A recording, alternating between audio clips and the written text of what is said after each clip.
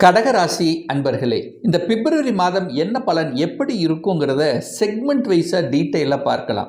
முதலில் உங்களுடைய எண்ண ஓட்டங்கள் எப்படி இருக்கும் அப்படின்னு பார்க்கும் பொழுது, உங்கள் ராசிநாதனான சந்திரன் இந்த பிப்ரவரி மாதம் முதல் தேதியிலேயே உங்கள் ராசியிலேயே உட்கார்ந்துருக்கார். ராசியிலே உட்கார்ந்து ஆட்சி பலம். அப்போ மாத தொடக்கமே ஒரு சுறுசுறுப்பு, ஒரு தன்னம்பிக்கை நிச்சயமாக ஏற்படுத்தும்.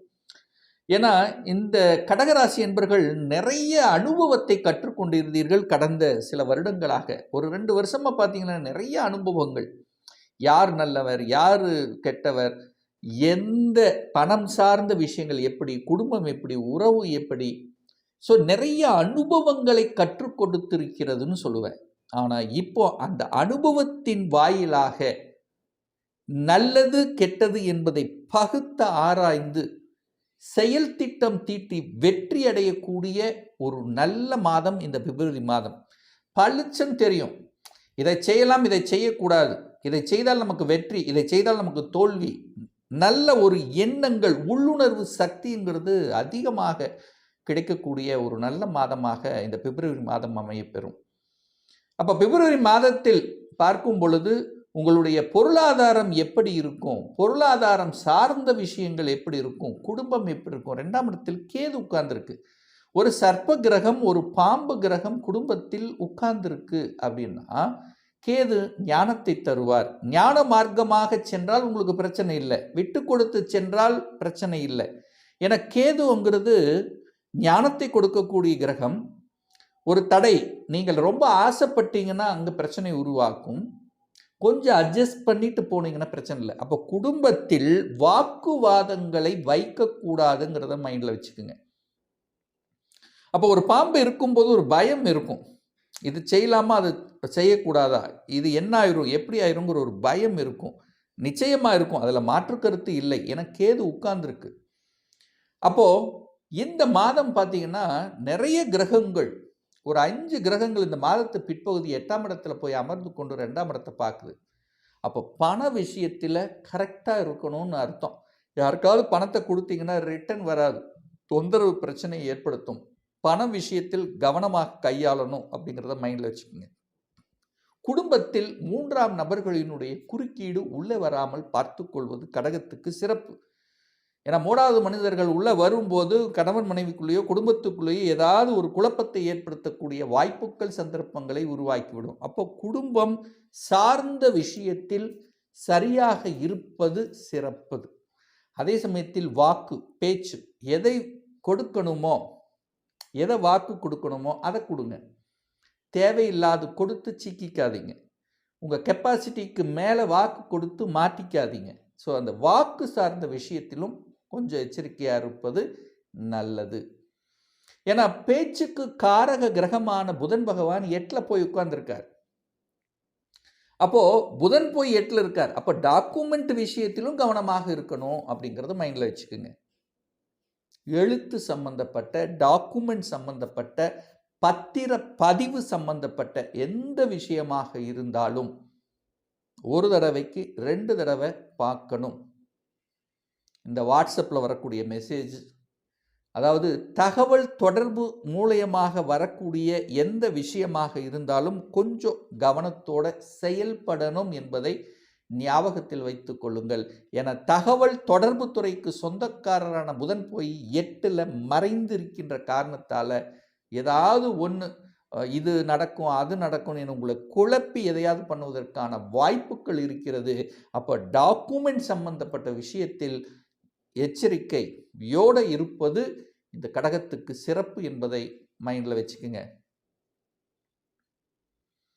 4ஆம் அதிபதி, அதாவது சுகத்தை தரக்கூடியவன், சுகாதிபதியாக இருக்கக்கூடிய அந்த சுக்கிரனும் போய் 8ல் மறைகிறது. குருவின் பார்வையில் பெறுகிறது, பாக்யாதிபதி பார்வை பெறுகிறது. அப்போ என்னன்னா, முதல்ல ஒரு கஷ்டம், ஒரு வலி, ஒரு வேதனை, இது நடக்க மாட்டேங்குது, தடையாக இருக்குது, பிரச்சனையாக இருக்குது அப்படின்னு ஒரு பயத்தோட அது செயல்படுத்த முடியல அப்படிங்கிற ஆதங்கத்தோடு இருக்கக்கூடிய இந்த கடகத்துக்கு கரெக்டான அந்த டேட் வரும்போது சமப்படுத்தப்படுகிறது என குரு பார்க்கிறார். குருங்கிறது பாக்யாதிபதி பார்வை. காலச்சக்கரத்தினுடைய 9வது அதிபதியும் அதே குரு தான். இந்த கடகத்துக்கு 9ஆம் அதிபதியும் குரு தான். அப்போ குருவின் பார்வையில் இருக்கக்கூடிய கிரகங்கள் நல்லதை செய்யும். இந்த கடகராசி என்பர்கள் இதை மனசுல வச்சுக்குங்க. உங்க ஜாதகத்தில் குரு எங்க இருந்து எங்கெங்கெல்லாம் பார்க்குதோ அந்த இடத்தை வளர்க்கக்கூடிய அமைப்பு. அந்த இடத்துல பிரச்சனைகள் வந்தாலும் அது சமப்படுத்தப்படுகிறது, சரிப்படுத்தப்படுகிறது என்பதை நினைவில் வைத்துக் கொள்ளுங்கள். அப்போ இந்த குரு 12ஆம் இடத்துல விரயஸ்தானத்தில் இருந்து கொண்டு 8ஆம் இடத்தை பார்க்குது.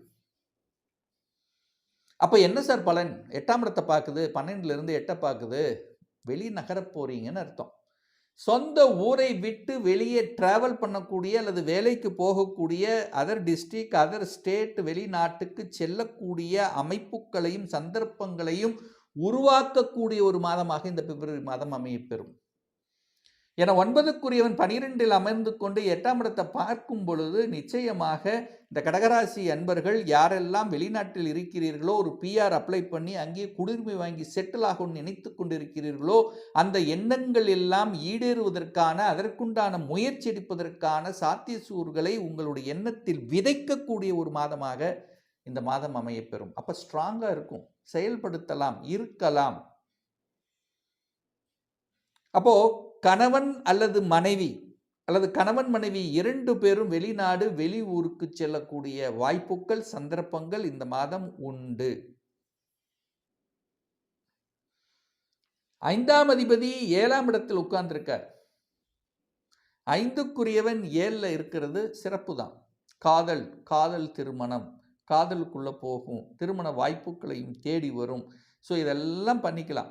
ஆனால் அதற்கு அப்புறம்தான் அந்த சுக்கிரன் ராகுவோடு சேர்ந்திருக்கின்ற காரணத்தால், அது 8ல் இருக்கிறதுனால கலத்திர விஷயத்தில், அதாவது திருமண விஷயத்தில், ஆண் பெண் சார்ந்த விஷயத்தில், அதாவது ஆண்களாக இருந்தால் பெண்கள் சார்ந்த விஷயம், பெண்களாக இருந்தால் ஆண்கள் சார்ந்த விஷயத்தில் கவனத்துடன் செயல்பட வேண்டும் என்பதை ஞாபகத்தில் வச்சுக்கோங்க. ஏன்னா 5 கிரகங்களும் 8ஆம் இடம் என்று சொல்லக்கூடிய அட்டமஸ்தானத்தில் அமர்ந்து கொண்டிருக்கிறது. அந்த 8ஆம் இடம் என்பது அசிங்கம், அவமானம் என்று சொல்லக்கூடிய இடம். அப்ப அசிங்கப்படக்கூடிய, அவமானம் தரக்கூடிய விஷயத்துக்குள்ள போகாமல் இருப்பது தான் இந்த கடகத்துக்கு சிறப்பு. ஏன்னா 5 கிரகங்கள் இருக்கக்கூடிய 9 கிரகங்கள்ல 5 கிரகங்கள் 8ல போய் மறைய போகுது. எப்போ? இந்த பிப்ரவரி மாதம் பிற்பகுதியில். அப்போ சூரியன் பார்த்தீங்கன்னா பிப்ரவரி மாதம் 13ஆம் தேதி அங்கே போயிடுறார், கும்பத்துக்கு, உங்கள் ராசிக்கு 8க்கு போயிடுறார். செவ்வாய் பகவான் பார்த்தீங்கன்னா 23ஆம் தேதி செவ்வாயும் அங்கே போகுது. அப்போ 23ஆம் தேதிக்கு மேலே பார்த்தீங்கன்னா 8 கிரகங்கள் அந்த 8ஆம் இடத்திலேயே, அதாவது 5 கிரகங்கள் 8ஆம் இடத்துல போய் சேரப்போகுது.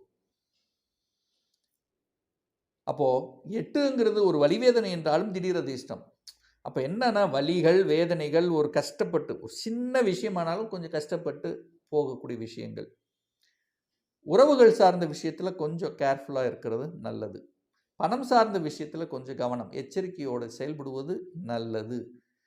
ஏன் இதை சொல்கிறேன் அப்படின்னா, 2ஆம் அதிபதி குடும்பாதிபதி 8ல் போய் மறைகிறார். முயற்சி ஸ்தானாதிபதி 8ல் போய் மறைகிறார். உங்களுக்கு யோகத்தை தரக்கூடியவன், ராஜ யோகத்தை தரக்கூடிய செவ்வாயும், அதாவது சகோதர ஸ்தானம், குழந்தைகள் சொல்லக்கூடியது, தொழிலை பற்றி சிந்தனை கொடுக்கக்கூடியவர், அந்த செவ்வாயும் போய் 10ல் உட்கார போறார். அப்போ தொழிலில் அழுத்தம் இருக்குமா இருக்காதா? கண்டிப்பாக இருக்கும். வேலையை மட்டும் அவசரப்பட்டு ஆக்ரோசப்பட்டு விட்டுவிடக்கூடாது அப்படிங்கிறத ஞாபகத்தில் வச்சுக்கோங்க. ஏன்னா 10ஆம் அதிபதி போய் 8ல் உட்கார்றார். அப்போ வேலை என்று சொல்லக்கூடிய, தொழில் என்று சொல்லக்கூடிய அந்த செவ்வாய் போய் 8 என்கின்ற வலி என்கிற இடத்துல இருக்கும்போது என்ன, 2 மணி நேரம் செய்ய வேண்டிய வேலையை 3 மணி நேரம் செய்ய வேண்டியிருக்கும். ஒரு சில டைம் சக ஊழியர்களின் ஒத்துழைப்பு இல்லாமல் போகலாம். அல்லது மேலதிகாரிகளினுடைய ஏதாவது நீங்கள் தவறு செய்யலைன்னா கூட ஏதாவது ஒரு விதத்தில் உங்களை டெம்ட் ஏற்றக்கூடிய கோபம், அந்த செவ்வாய் ராகு சேர்றார் பாருங்க, அந்த செவ்வாய் ராகு சேரும்போது பிடிவாத குணம், கோப குணம் வெளிப்படுத்தும். அப்போ டக்குன்னு வேலையை விட்டுறது, கோபப்பட்டு ஆக்ரோஷப்பட்டு வெளிவரக்கூடாதுங்கிறது தான் இவ்வளோ நேரம் நான் சொல்லிட்டு இருக்கேன். அப்போ வேலை அப்படின்னா இந்த பிற்பகுதி இதில் கொஞ்சம் அழுத்தம் தெரிச்சல் இருக்கும். நெகட்டிவ் அப்படின்னு உங்கள் மனசுக்கு தோணுச்சுன்னா அது பக்கத்தில் போகாதீங்க, விலகிருங்க அப்படிங்கிறத சொல்ல வரேன். ரைட். சனி பகவான் 7க்குரியவன் 9ல் போய் உட்கார்ந்துருக்கார். அதனால் ஒன்றும் தப்பில்லை. அப்போது கணவன் மனைவி ஒரு பாக்கியஸ்தானத்தில் 7க்குரியவன் 9ல் இருக்கும்போது கணவன் அல்லது மனைவி யாருக்காவது வேலை இல்லாதவர்களுக்கு டக்குன்னு வேலை கிடச்சிரும். இதெல்லாம் ஒரு பாசிட்டிவ்னஸ் தான். வேலை கிடச்சிரும், வெளிநாட்டு கிடச்சிரும், வெளிநாட்டு போகக்கூடிய அமைப்புகள், இப்படி நல்ல விஷயங்களை கொடுக்கக்கூடிய ஒரு மாதமாகவும் இந்த கடகத்துக்கு அமையும். ஒரு நல்ல தெய்வ வழிபாடு அப்படின்னு எடுத்துக்கொண்டால் நிச்சயமாக உங்களுடைய குல தெய்வம் எதுவோ, ஏன்னா 5 கிரகங்கள் போய் 8ல் மறையிறதுனால குல தெய்வத்தை ஒரு தடவை பார்த்துட்டு வந்துட்டீங்க, உங்கள் மனசில் இருக்கக்கூடியதை வேண்டிட்டு வந்தீங்கன்னா உங்கள் மனசு, எண்ணம், செயல், சிந்தனைகள் சிறப்பு பெறுங்கிறதுல எந்தவித மாற்று கருத்தும் கிடையாது.